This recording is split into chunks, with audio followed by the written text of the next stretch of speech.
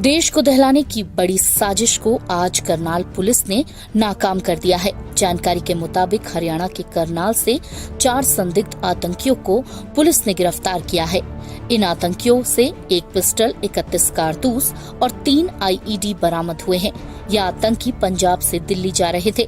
खुफिया जानकारी मिलने पर पुलिस ने सुबह इन्हें मधुबन के पास से गिरफ्तार कर लिया। इनको पकड़ने के लिए पंजाब और हरियाणा पुलिस ने जॉइंट ऑपरेशन चलाया था।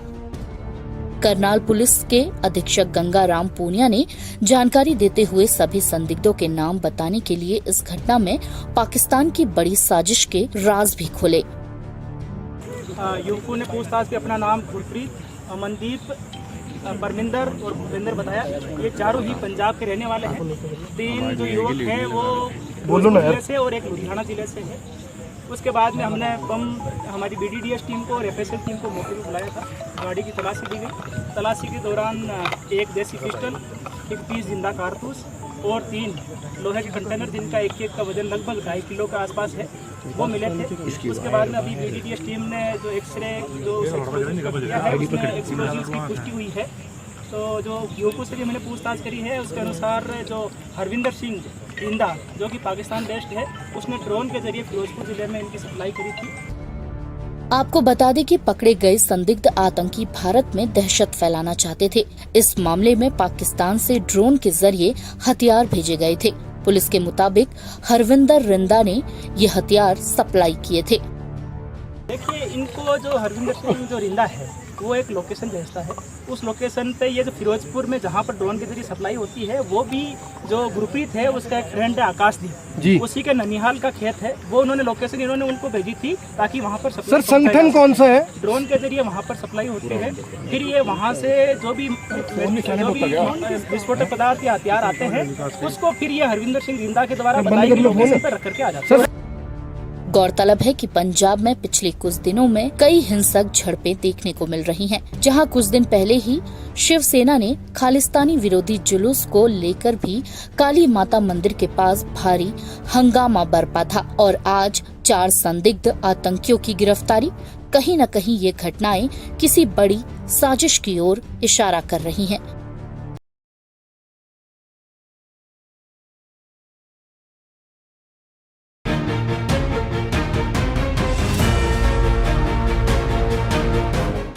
राजस्थान इन दिनों हिंसा की आग से सुलग रहा है।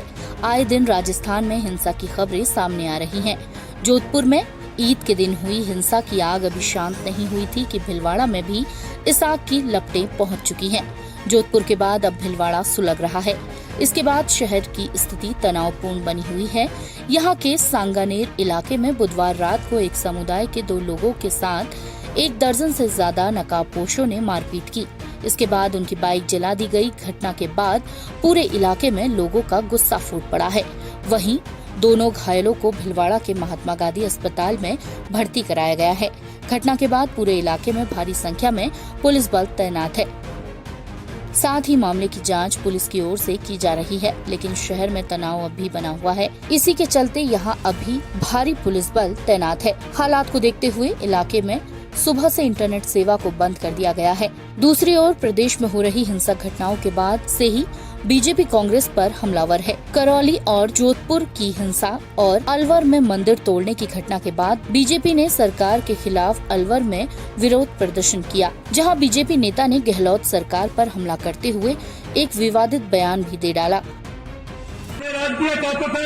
तो मुसलमानों ने राज किया मुगलों ने, तुगलकों ने, ऐबक ने, गुलाम वंश ने, गौरी वंश ने। अरे तुम्हारे तो बाप दादाओं को मार मार के मुसलमान बनाया गया, तुम्हारे तो बहन बेटियों और माता बहनों को और दुष्कर्म किया गया, तब तुम मुसलमान बने।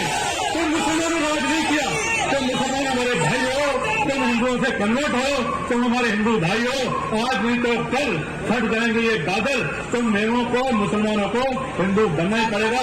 तुम्हारे भाइयों, तुम्हारी बहनें हमारी बहनें, तुम्हारी माता हमारी माताएं, तुम्हारी बेटियां हमारी बेटियां। इसलिए मेरे हिंदू भाइयों, कन्वर्ट जो मुसलमान हो गए, तुम्हारे ऊपर तो मुगलों ने, तुगलकों ने, कुतुब गौरी और गजनवी ने हमले किए, तुम्हारे बाप दाओं को हमले किए। तुमको तो स्वाभिमान के साथ सारे नए मुसलमानों को हिंदू हो जाना चाहिए। गौरतलब है कि राजस्थान इस समय हिंसा की आग में सुलग रहा है। भीलवाड़ा की घटना से पहले जोधपुर में ईद पर भी हिंसा हुई थी, जिसके बाद शहर में 6 मई तक कर्फ्यू लगा दिया गया है। इंटरनेट सेवाएं भी बंद है।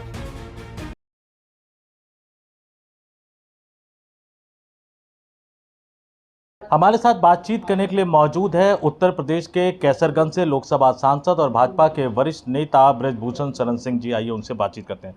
बृजभूषण जी, राम मंदिर आंदोलन से आप जुड़े रहे हैं, अब भव्य राम मंदिर वहां पे बन रहा है। राज ठाकरे जो हनुमान चालीसा को लेकर बड़ा आंदोलन कर रहे हैं, वो अयोध्या जाना चाहते हैं रामलला के दर्शन करने के लिए, लेकिन आप विरोध कर रहे हैं। अयोध्या कोई भी आ सकता है, सब राम के वंशज हैं, अयोध्या कोई भी आ सकता है। लेकिन एक बात हमको ये देखनी चाहिए कि भगवान राम भी उत्तर भारतीय थे, और उत्तर भारतीय और मराठी मानुष का मुद्दा अगर किसी ने पैदा किया है, उस व्यक्ति का नाम है राज ठाकरे। और आज तक चाहे कोई विद्यार्थी के रूप में, मजदूर के रूप में, ठेला चलाने वाले के रूप में, रिक्शा वाले के रूप में, पत्रकार के रूप में, सिनेमा के रूप में, उत्तर भारतीयों का अपमान उसने किया है, पिटाई करने का काम किया है। तो मेरा कहना है कि आप आओ, आपका स्वागत है, लेकिन पहले आपने जो कृत्य किया है उसके लिए आपको माफ़ी मांगनी पड़ेगी। उत्तर भारतीयों के साथ, भगवान राम के वंशजों के साथ जो आपने दुर्व्यवहार किया है, उसके लिए आपको माफ़ी मांगनी पड़ेगी। अगर आप माफ़ी मांगते हैं तो मैं आपका स्वागत करूंगा, अगर माफ़ी नहीं मांगते हैं तो मैं आपको घुसने नहीं दूंगा। लेकिन ये सवाल पहले भी कई बार उठा, जब राज ठाकरे से माफ़ी मांगने की बात कही जाती तो वो कहते थे कि मैंने कुछ गलत नहीं कहा। तो अगर वो माफ़ी नहीं मांगते हैं, अयोध्या आने की कोशिश करेंगे, तो कैसे रोकेंगे आप उन्हें? तो उन्होंने गलत नहीं कहा तो हमने भी गलत नहीं कहा, हम नहीं आने देंगे। और ये मेरा पार्टी का विचार नहीं है, मेरा विचार है, मैं उनका विरोध करूंगा और बहुत शानदार विरोध करूंगा, बहुत शानदार विरोध करूंगा, बहुत शानदार विरोध करूंगा। जो बोए हो वो काटना पड़ेगा, जो फसल आपने नफरत की बोई है वो काटना पड़ेगा। अगर नफरत को समाप्त करना चाहते हो, उत्तर भारतीयों से माफ़ी मांगो कि मेरे से गलती हुई, आप आओ, आपका ढोल नगारा लेकर के हम भी स्वागत करते हैं। और 53 साल की उम्र हो गई, आज तक राम की याद नहीं आई। 53 साल की उम्र हो गई, आज तक राम को याद नहीं आई। राम की याद अचानक क्यों आ गई? अयोध्या की याद अचानक क्यों आ गई? उत्तर भारत की याद कैसे आ गई है भाई आपको अचानक? आप करो, मुझे कोई दिक्कत नहीं है, लेकिन आम आदमी बन करके आप आते, दर्शन करते जाते, कोई दिक्कत नहीं है। लेकिन ढोल बाजा बजा करके आ रहे हो, जिनके वंशजों को आपने पीटा है, अपमानित किया है, और उसी का दर्शन करने के लिए आ रहे हो। तो मैं राम का वंशज हूँ और मैं उत्तर भारतीय हूँ, मेरा मन कहता है कि विरोध करना चाहिए और मैं विरोध करूँगा। वो मुख्यमंत्री से भी मिलना चाहते हैं, तो मुख्यमंत्री से भी आप कोई अपील करेंगे? अपने हमने अपील किया है, हमने मुख्यमंत्री से अपील किया है कि राज ठाकरे से जब तक ये व्यक्ति माफ़ी नहीं मांगता है तब तक नहीं मिलना चाहिए। बाकी उनका विचार है। आपने एक बात कही कि भगवान राम की याद क्यों आ गई? उनको भगवान राम की भी याद आ रही है, हनुमान जी की भी याद आ रही है, हनुमान चालीसा को लेकर आंदोलन कर रहे हैं, और एक मैसेज ये जा रहा है कि शायद भाजपा उनके साथ खड़ी है। महाराष्ट्र में अगर भाजपा उनके साथ खड़ी है, उत्तर प्रदेश में आप विरोध कर रहे हैं, तो आपको लगता नहीं कि पार्टी के स्तर पर इसका कोई और मैसेज जाएगा? मेरा व्यक्तिगत मत है, भारतीय जनता पार्टी का मत अलग होगा, और मैं एक बहुत छोटा सा सिपाही हूँ। ये मेरा व्यक्तिगत मत है, और मेरा मन कह रहा है कि जिसने मेरे को मारा है, मैं उसको मार ना पाऊँ तो ना मारूँ, लेकिन उसका विरोध जरूर करूँ। ये मेरा मन कह रहा है, ये मेरा व्यक्तिगत विचार है। एक आखिरी सवाल, आपके घर से रामलला की दूरी जो है वो बहुत कम है, कुछ किलोमीटर की दूरी है, लंबे समय से आप आंदोलन से जुड़े रहे। मैं फिर वही सवाल पूछ रहा हूँ जो पहले पूछा था कि अगर वो आते हैं तो आप विरोध कैसे करेंगे? जैसे जितना सज धज करके वो आएंगे, उतना सज धज करके उनका विरोध करेंगे। जितना सज धज करके वो आएंगे, उतना सज धज करके विरोध करेंगे। और ये जान लीजिए, इतना आसान नहीं है। किसी ने कहा है, मुझे एक शेर याद आ रहा है, ये इश्क नहीं है आसान, इतना तो समझ लीजिए, यह आग का दरिया है, डूब कर जाना है। वो अयोध्या है, बृजभूषण सिंह वहाँ रहते हैं। अयोध्या मेरी है, अयोध्या से हम जुड़े हैं, इतना आसान नहीं है। बिल्कुल, आईना से बात करने के लिए बहुत बहुत धन्यवाद। तो बृजभूषण जी का बिल्कुल साफ साफ कहना है कि जब तक राज ठाकरे भगवान राम के वंशजों से, उत्तर भारतीयों से माफ़ी नहीं मांगते हैं, तब तक उन्हें अयोध्या में घुसने नहीं देंगे।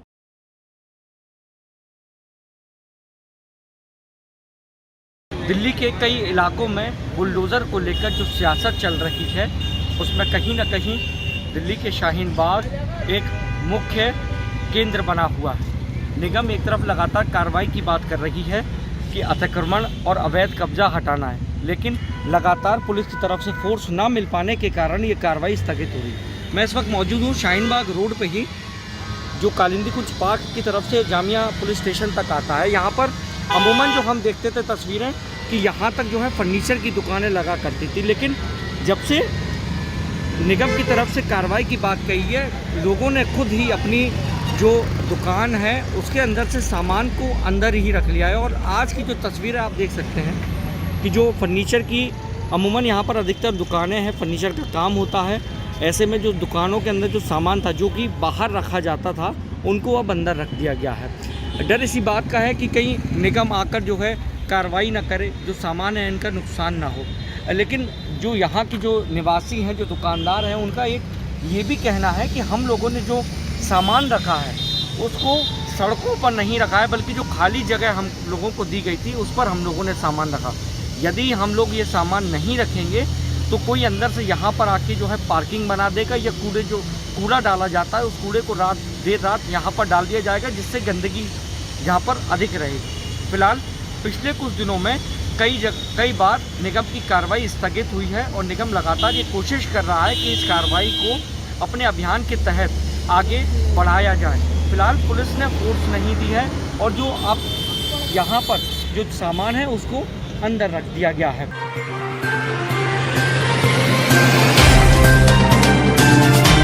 Subscribe now and press the bell icon.